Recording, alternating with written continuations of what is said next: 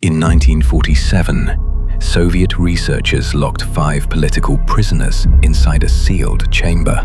They were told they would be free if they could stay awake for 30 days. This video contains scenes that some viewers may find disturbing. Viewer discretion is strongly advised. The chamber was simple: 10 meters long, 6 wide, 1 thick glass window. Inside were 5 cots, a sink, a drain, and a shelf of books. Outside, scientists and soldiers monitored everything. At midnight on day 1, the gas was turned on. It had a faint metallic smell, like coins. The men coughed, then adjusted. For the first 3 days, nothing seemed unusual. The men were alert. They laughed. They joked with guards through the intercom. They read aloud from the books. They smoked. They paced. One talked about the summer he spent on his grandfather's farm. Another described the sound of his mother's cooking pans. Their voices were still warm, but their eyes were wide. Their blinks were shallow. Their skin looked slightly flushed. By day 4, the differences were subtle but clear. The farmhand began to pace endlessly, dragging his fingertips across the steel walls until they bled. He left thin streaks of red that dried and flaked into dust. The teacher read aloud, but never changed pages. He stared at the same passage for hours, repeating the same lines as if they had become scripture. The radio technician whispered numbers under his breath, always in time with the clicking of the gas relay. 30, 31, 32. His lips split from how often he bit them raw. By day 5, conversations broke down. One prisoner told a long story about a dog he'd once owned. Nobody answered. Another talked about his mother for nearly an hour, then stopped mid-sentence, like the memory had been erased. Observers noted that the men's voices had lost all warmth. They spoke like machines that had forgotten what words were for. By the end of the first week, cooperation collapsed. The men stopped eating unless ordered to. They stopped using the bucket in the corner. They only responded when someone shouted through the intercom. The coal miner invented a strange routine. He would press his back against the wall and squat slowly until his knees shook.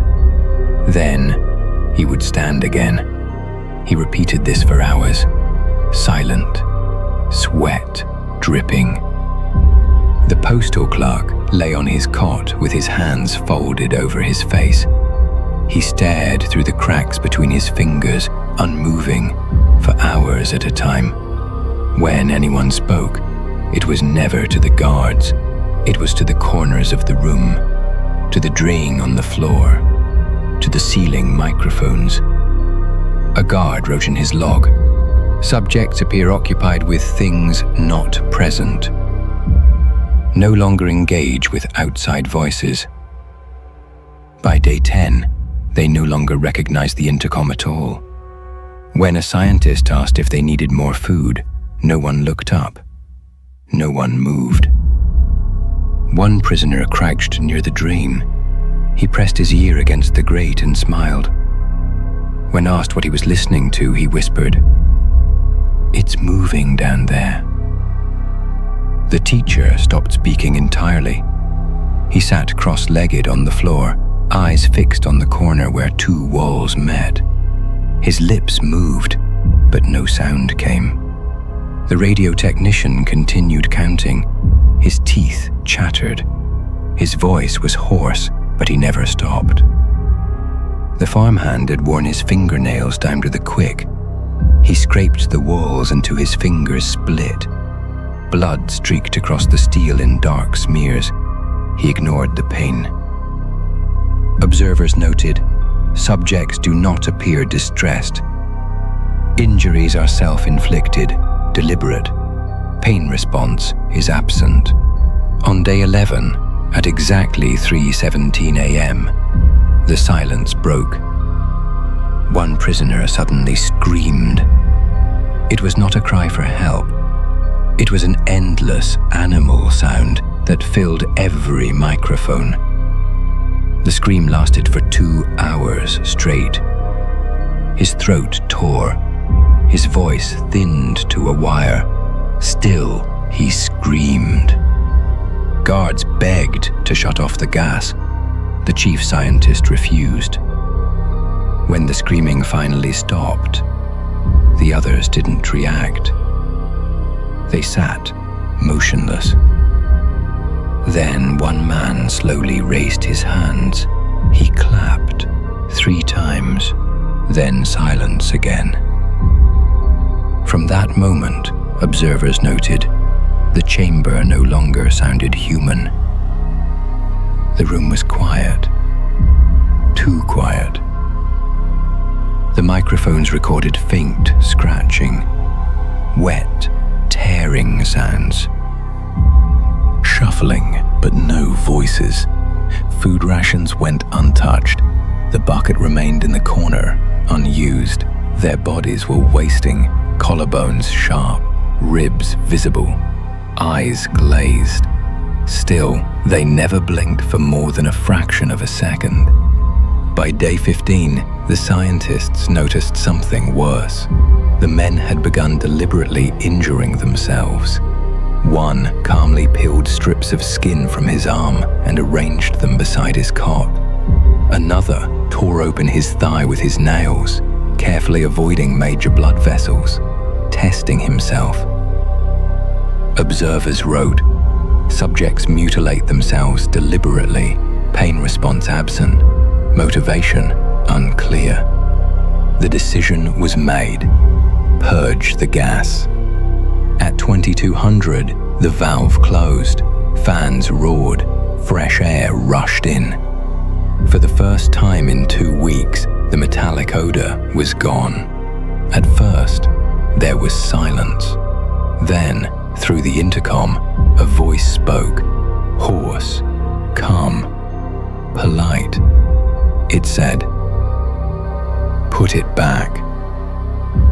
The observation bay froze. Soldiers in masks stormed the chamber. The first man through the door gagged and vomited inside his respirator. The smell was overpowering. All 5 prisoners were still alive, still standing, but broken. Their lips were cracked and bleeding. Their hands were torn raw, fingernails black with dried blood.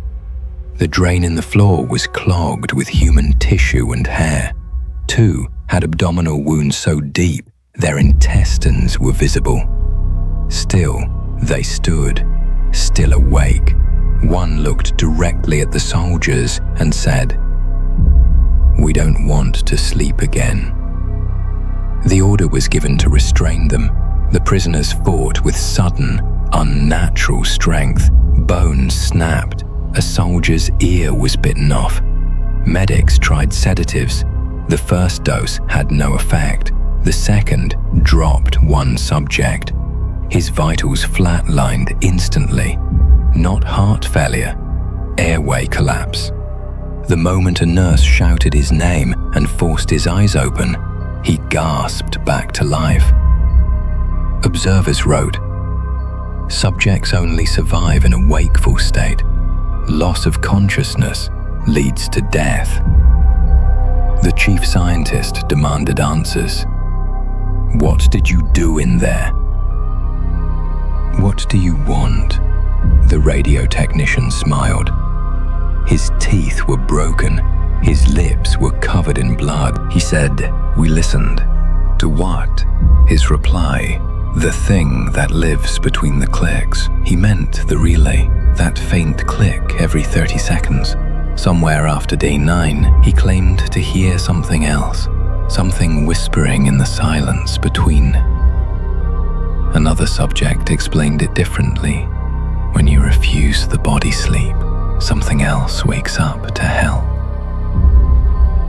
Finally, the school teacher was placed back into the chamber under a controlled dosage.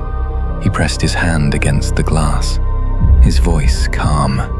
He whispered, "It's not a gas." The lights flickered, the observation window cracked. In the ward, a wall clock hesitated, then jumped. The teacher collapsed, his body shook. When he opened his eyes again, he whispered one last thing. "The part that never sleeps, you hide it with dreams." Then he smiled, and then flatlined. Despite efforts, medical staff could not revive him. What became of the 5 men is rarely written in one place, but from the scattered notes that survived, the record is clear enough. Subject 1, the farmhand, found with fingernails torn to the quick, deep wounds across his abdomen. When sedated, his vitals collapsed. Revived briefly when forced awake. Died minutes later when his body finally gave out. Subject 2, the radio technician. He whispered numbers until the end. He told the scientists he had listened to the thing that lives between the clicks. After multiple failed attempts to stabilize him, he flatlined the moment he lost consciousness. Subject 3, the postal clerk.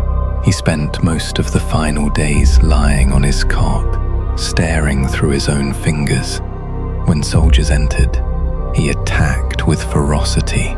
He was restrained, but every sedative attempt ended the same way. Death followed unconsciousness. Subject 4, the coal miner. Known for his endless squats against the wall, his body was skeletal, but unnaturally strong. During transport, he bit through a medic's arm before collapsing. His chart simply read, "Expired during sedation." Subject 5, the school teacher, the last to die. He was returned to the chamber under controlled dosage. He pressed his hand against the glass and whispered, "It's not a gas. It's the part that never sleeps. You hide it with dreams." He smiled once. Then he stopped breathing. All 5 men died within hours of the chamber being opened. None died of their injuries. None died of starvation. They died the moment their bodies were forced to sleep. The chamber was dismantled, the books burned, the glass scraped. The chief scientist was reassigned to a weather station. The doctor resigned and fled the country. The soldiers filed reports, most of which were buried. But in the surviving notes, one line was underlined twice. "Ventilate continuously." There are also strange memos, a requisition for steel covers on wall clocks, an order forbidding relay devices in sleeping quarters, a handwritten note, "Do not test again." It is not the gas. Skeptics say it was psychosis, hallucinations caused by sleep deprivation, closed-loop suggestion. But the unexplained notes, the sudden deaths, and the strange orders suggest something else, something inside us that does not sleep, something that waits for the moment we force it awake. And if you ever find yourself awake at 3 a.m., staring at a clock, and you think you hear something in the silence between the ticks, don't listen. In the end, the men did not fear death. They feared sleep. Each time they closed their eyes, whatever had taken hold of them slipped away, and they slipped with it. The experiment ended in blood and silence. But if the notes are to be believed, one thing still remains inside all of us. The part that never sleeps.